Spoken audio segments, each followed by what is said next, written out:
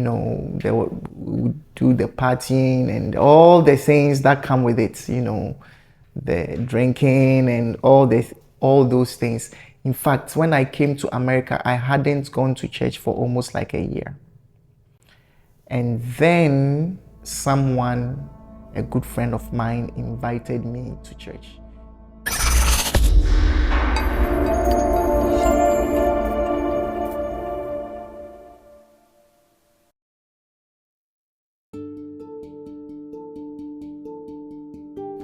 Hello, my name is Pastor Titus, and this is my salvation story. So I grew up in a Christian home, and my dad and mom were very religious and used to take us to church all the time. And I was actually very active in church. Well, my parents are still alive. They are still religious and spiritual. But I really didn't know God. I hadn't really had an experience with God. And so I used to go to church. Like I mentioned, I was quite active.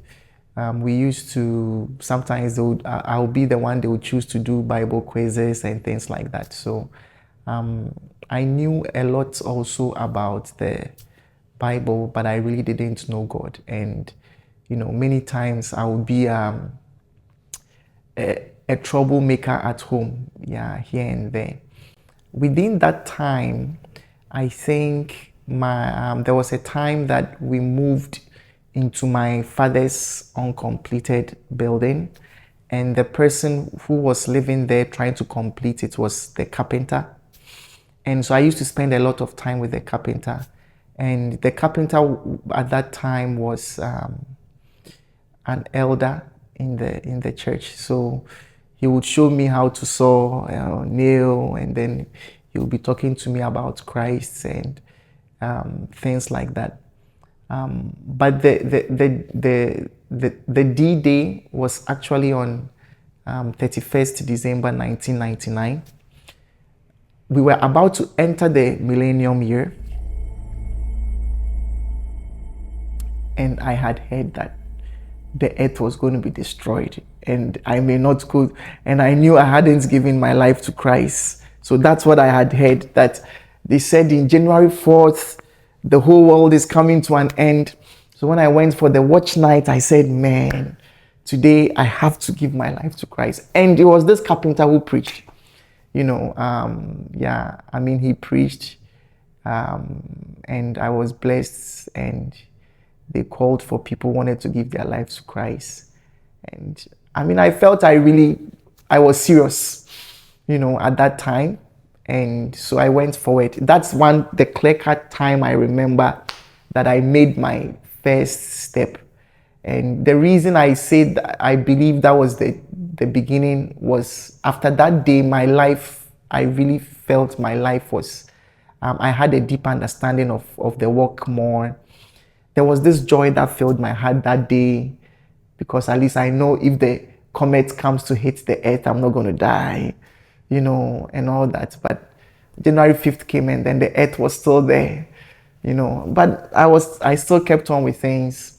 I did my best.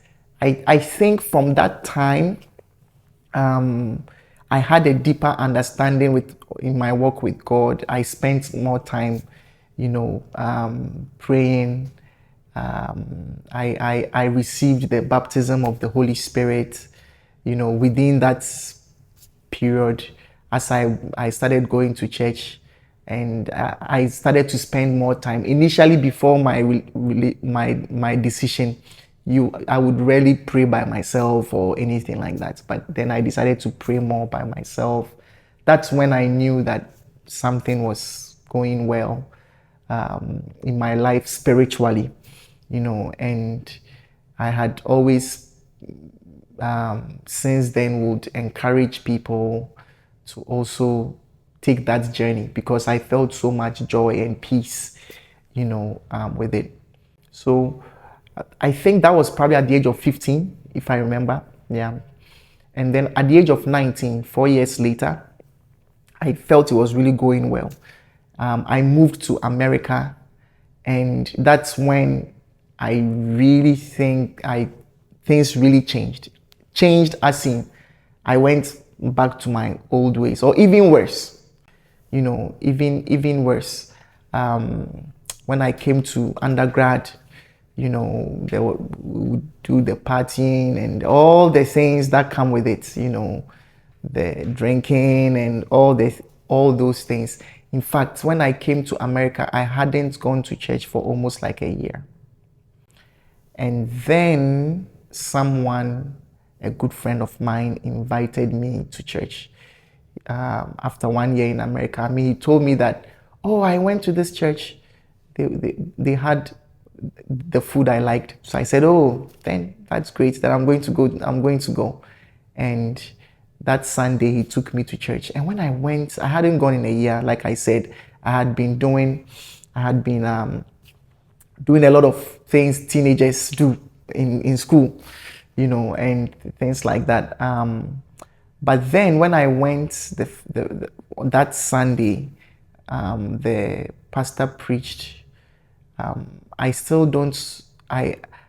He actually preached on this topic called familiarity. I hadn't heard such a message before. I didn't even really think it was a salvation message, but I was so intrigued about how there was really more to God. In my first 4 years, when I thought I was very serious, I hadn't heard that. And I went again the next Sunday after enjoying the food my friend had told me about. Then the next Sunday, I rededicated my life to Christ. I told God that I wasn't going to do all those things with my friends again, all those partying and the drinking and all those things. I had ended it there from that day. And that was it. I haven't looked back since.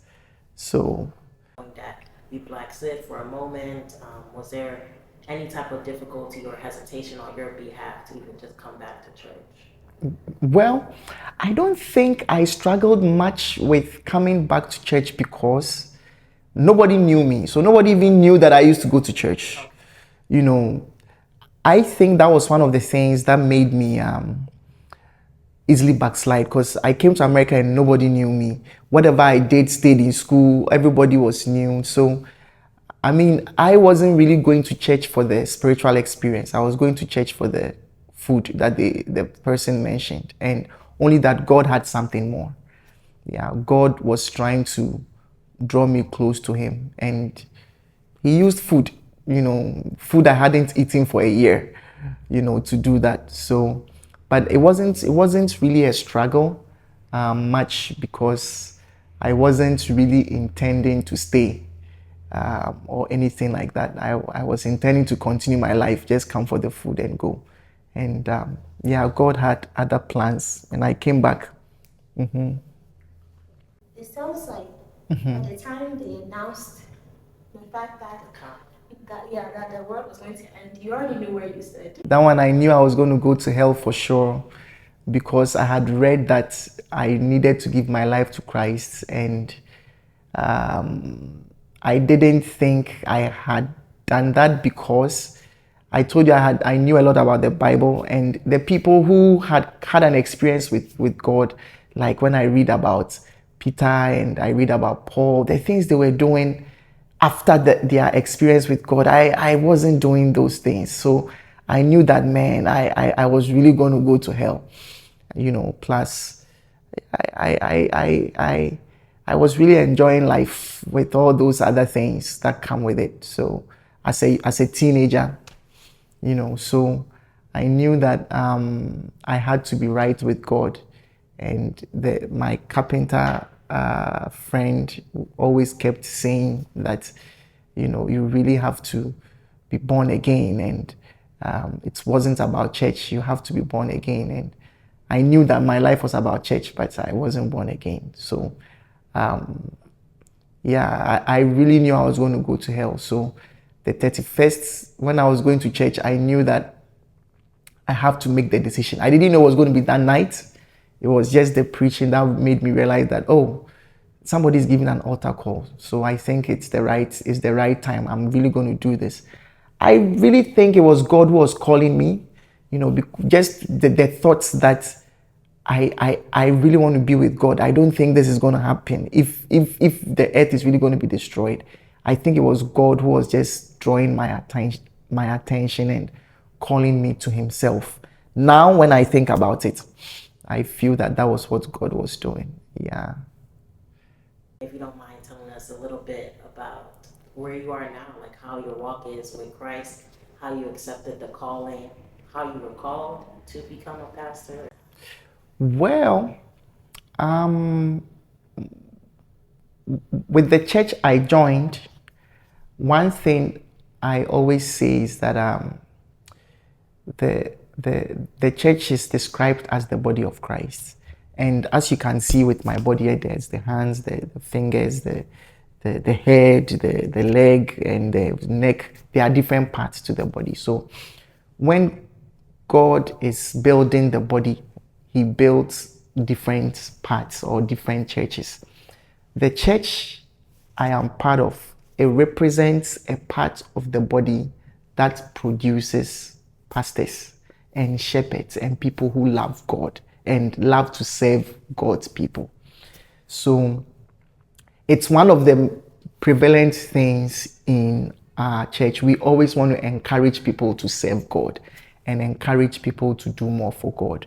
So when I joined, like I mentioned, I came for the food, but the more I stayed, the more I was taught to love God.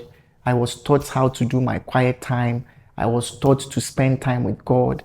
I was taught to retreat with God. I was taught to love people. I was taught to care for people. I was taught to help people grow also in the Lord.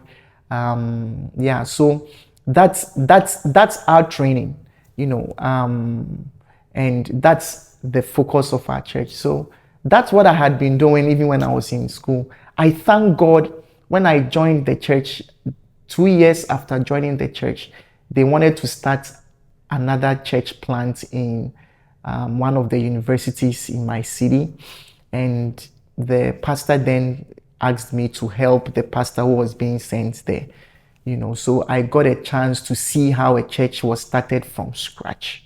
I was there from the first day as a student in the school. And because of that, I got to play a lot of interesting parts. I started to play the part as the person who leads prayer. I learned how to play the drums. I learned how to play the keyboard. I learned how to play the bass guitar. It was a small church, so I had to learn how to play all those things. All those things were bringing me closer to God. I think it's Numbers chapter 16, verse 9, which says that, does it seem a little thing to you that God will cause you to draw near to himself by asking you to stand before the congregation and serve him in his house? So when God is usually calling you to serve him in his house, standing before the congregation, it's actually he's trying to draw you near to himself. Yeah, and I believe that that's what happened to me. The more I served God in all the different areas, it was always a chance for me to draw closer to God, because before I minister to someone, I should feel that God has invested life into me and has invested something in me that day to be able to give, because I can't give what I don't have. All these things helped me to get closer and closer to God the more I served him. So that first church plant, I was there for maybe 8 years. And then I felt that God was calling me to be a missionary. Actually, I had told my wife before we married, when as we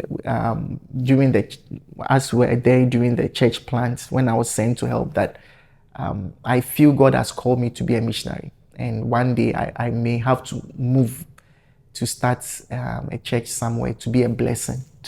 A church is always a light that God introduces to a dark place, right? So when I turned 30 years, I think around 28 years, I really felt that God was calling me to leave the city I was in to move to another city. I didn't know where, but I came to the city I'm in currently to actually come for a friend's wedding. So I was at the wedding, and then I felt the Lord was telling me that this is where I want you to be. And it was amazing because when I looked around, I didn't see, we had our churches in a lot of cities, but it wasn't in this city. And it was actually a big city in a sense also. So